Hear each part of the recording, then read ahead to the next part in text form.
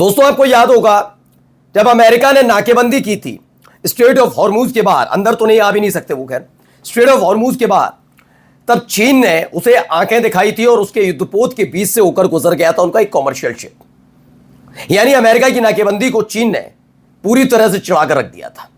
America भी बेचैन था कि अगर चीन के कॉमर्शियल शिप पर अटैक हो जाए तो उसके बाद हालत और बिगड़ जाएगी, इसलिए उसने कोई अटैक नहीं किया। लेकिन अब रूस ने कुछ ऐसा कर दिया है जिससे इजराइल के सैनिक और अधिकारी सख्ते में आ गए। एयरपोर्ट पर पहुंचे थे, जैसे ही पहुंचे वैसे ही रूस ने उन्हें हिरासत में लिया और उसके बाद जो उनके साथ किया है उसने इजराइल के अंदर हड़कंप मचाया है। इजराइल के 40 बड़े अधिकारियों को गिरफ्तार कर लिया। रूस की तरफ से हुई स्ट्राइक ने टेंशन में डाला है। खबर निकलकर तो गजा से आई रही है, भी मैंने आपको दिखाया ही कैसे इजराइल के समर्थक को एक लड़ाका संगठन हमास और फिलिस्तीनियों पर अटैक करने पहुंचा था, लेकिन अटैक करते उससे पहले ही खुद हवा में उड़ गए। अब वैसा ही एक और लड़ाई एक जगह और चल रही है।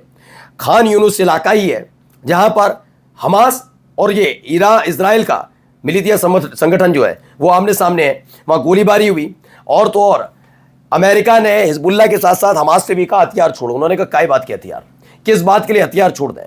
ना भी सरकार है हमारे पास, ना सेना है। सेना के सामने, अपनी सेना के सामने, फिलिस्तीन की सेना के सामने हम करेंगे सरेंडर, और जब तक सेना का गठन नहीं होता हम नहीं जाएंगे और ना हथियार छोड़ेंगे। क्योंकि आज हमने हथियार छोड़े तो आईडीएफ के साथ साथ जो इजराइल ने ये सारे के सारे पालतू भाड़े के लड़ाके पाल रखे हैं ये कब्जा करा सकते हैं। इसीलिए लात मार दी अमेरिका के ऑफर को। और भी कई खबरें हैं, हिजबुल्लाह ने कहां कर दिया अटैक और इजराइल को कितनी तगड़ी चोट पहुंची। नमस्कार, मैं हूं प्रज्वल गौतम और आप देख रहे हैं टाइम्स एक्सप्रेस। ये देखिए, पहले एक खबर निकल कर आई है। इसमें दावा क्या किया जा रहा है, रूस की जो अथॉरिटी है उसने डिटेन किए हैं, interrogate 40 officers, soldiers and citizen में भी खास तौर पर वो जो दोहरी नागरिकता वाले हैं उनको लेकर ये खबर निकली है। खबर क्या क्या है, रूसी अधिकारियों ने तेल अवीव से आते ही मॉस्को के डोमोडेडोवो हवाई अड्डे पर 40 इजरायली अधिकारियों, सैनिकों और नागरिकों यानी दोहरी नागरिकता वाले लोगों को हिरासत में लेकर पूछताछ की। इसमें इजरायली मीडिया क्या है, रूसी सिक्योरिटी जो है, रूस की जो सिक्योरिटी है उसने उनके साथ क्या क्या किया। 5 घंटे तक उन्हें बिना पानी के रखा, भोजन के रखा, खाना नहीं दिया, पानी नहीं दिया और कोई किसी भी तरह की सुविधा नहीं दी और हिरासत में रखा आईडीएफ के अधिकारी और सेना के बड़े बड़े अधिकारी। हिरासत में लिए गए लोगों पर गजा में, लेबनान में, सीरिया और ईरान में युद्ध अपराध करने का सीधा आरोप लगाया। उनके फोन छीन लिए और उसमें जो जानकारियां थी उसे सबके सामने मतलब चेक किया क्या क्या इनके पास जानकारियां हैं। इससे पहले भी मोसाद के खिलाफ तो कार्रवाई हो चुकी है, लेकिन जो अपनी पहचान बताकर जाते हैं रूस के अधिकारी, रूस के सैनिक जो भी इजराइल के अधिकारी, उनके साथ ये ऐसा पहली बार कभी नहीं हो, क्योंकि उनकी पहचान सार्वजनिक होती है कि वो आए हैं रूस, किसी काम से आए हैं, जो भी है। लेकिन ये पहली दफा है जब इजराइल के अधिकारी और सैनिकों के खिलाफ ये बड़ी कार्रवाई रूस के अंदर हुई है। चलिए अब देखिए एक और क्या हो रहा है हमास के साथ गजा के अंदर, सुनिए।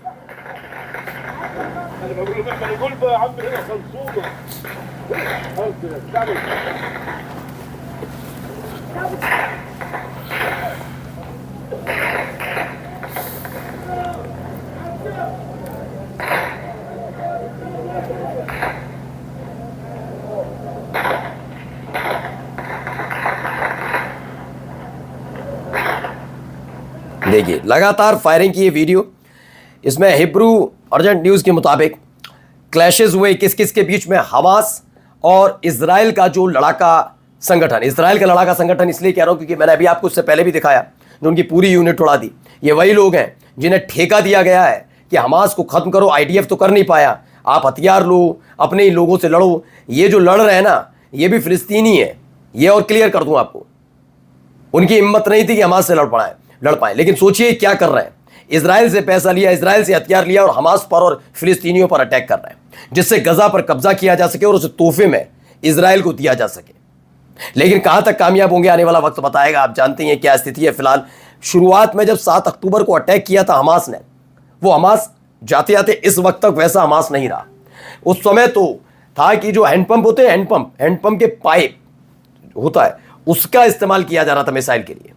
अब तो उनके पास इतने खतरनाक आ गए थे हथियार कि आईडीएफ को छोड़कर भागना पड़ा और सीज फायर पर एग्री होना पड़ा। लेकिन सीज फायर का एक क्लॉज था, उस क्लॉज में था कि हमास को भी हथियार छोड़ने होंगे, दोनों तरफ से हमास को इजरायली सैनिक छोड़ने होंगे और इजराइल भी फिलिस्तीनियों को छोड़ेगा, लेकिन हमास को हथियार भी छोड़ने होंगे। तब भी कहा था हमास ने छोड़ेंगे, लेकिन अपने देश की सेना के सामने सरेंडर किया जाएगा।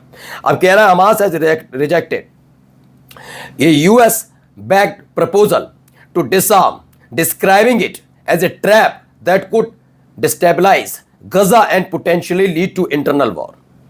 तो ये कह दिया कि भैया हम तैयार हैं, हम तो छोड़ दें, लेकिन ये ट्रैप है, हमें मालूम है।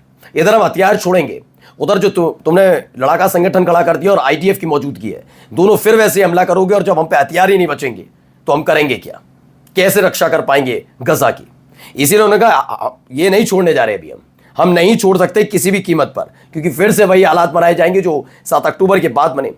लेकिन बात अगर हमास की होती, क्योंकि इससे पहले मैंने दिखाया हूती लड़ाकों ने भी ऐलान कर दिया, ना भूले हैं, ना माफ करेंगे, और ना ही हम किसी भी कीमत पर छोड़ने वाले, यानी हूती लड़ाके भी आने वाले लड़ाई में दोबारा से। अब इन सब के बीच एक और वीडियो,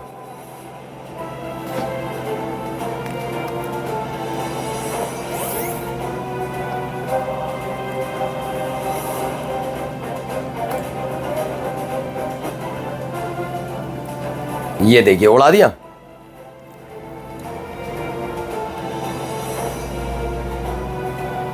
उड़ा दिया। यही है दरअसल बिल्कुल गजा इस्राइल में कैसे करके लेबनान में अलग अलग हिस्सों में हिजबुल्लाह इस समय अटैक कर रहा हो। खास बात यह है जो FPV का इस्तेमाल कर रहा है, फर्स्ट पर्सन विजुअल, उसका इस्तेमाल करके सबसे ज़्यादा नुकसान इस समय IDF की सेना को पहुंचाया गया है। भारी तादाद में वहां ऐसे ही हालात बनते नजर आए हैं, एक एक करके कई जगह पर इस तरह से अटैक हुए, और अमूमन ज़्यादातर टैंक, और अगर आप ये सोच रहे हैं टैंक उड़ा दिया, टैंक ही तो उड़ाया क्या, नहीं, टैंक चला भी तो वो ऑटोमेटिक थोड़ी ना चल रहा है रिमोट कंट्रोल से, उसके अंदर भी तो कोई बैठा है। तो बिल्कुल FPV पर इसी तरीके से हमला हो रहा है, FPV इसी तरीके से ड्रोन काम कर रहा है। और ये ड्रोन आया कहाँ से? हिजबुल्लाह के पास, ईरान से, सब जानते हैं। तो ये सारी टेक्निक का खेल चल रहा है। फिलहाल इसराइल की मौजूदगी है दक्षिणी लेबनान में, लेकिन दक्षिणी लेबनान में तैनात इसराइल के सैनिक बहुत डरे सहमे हैं, वो समझ नहीं पा रहे से कैसे चीज़ों से बाहर आए। वहीं खबर है कि Italy has refuse to allow US aircraft to use the Sicily airbase for transporting weapon for the Iran war. इससे पहले भी इटली ने लताड़ लगाई थी। फिर से एक बार अमेरिका की तरफ से गुजारिश की गई थी कि मिडिल ईस्ट में हमारे हथियार पहुंचने, और सबको पता है ईरान के खिलाफ उसका इस्तेमाल होना है। ऐसे में हम चाहते हैं कि मतलब इटली से कहा है कि आप हमारी सेना के लिए अपना रुकने का व्यवस्था की जाए एयरबेस पर। उन्होंने कहा नहीं, इटली ने मना कर दिया, नहीं, किसी भी कीमत पर आपको ये इस्तेमाल नहीं करने देंगे, चाहे कुछ हो जाए। और ज़रा सुनिए क्या कह रहे हैं अमेरिका के एक पूर्व अधिकारी सेना के। The skies are not as safe as they perhaps presumed.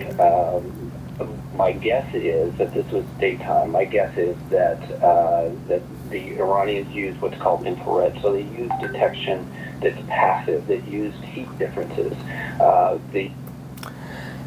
तो एक अमेरिका के आर्मी कर्नल रहे हैं, उन्होंने बताया कि ईरान दरअसल इंफ्रारेड सिस्टम का इस्तेमाल कर रहा है।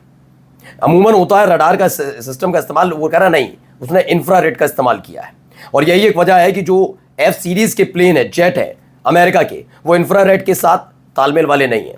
इसीलिए ज़्यादातर F सीरीज के इनके जेट मार गिराए गए, F-35, F-15 ऐसे फाइटर जेट जो मार गिराए गए, वो इसीलिए क्योंकि ईरान ने इस बार अलग तरह की टेक्निक का इस्तेमाल किया, और अमेरिका के जेट में वो ताकत ही नहीं थी कि इस सिस्टम से बच सके। नमस्कार।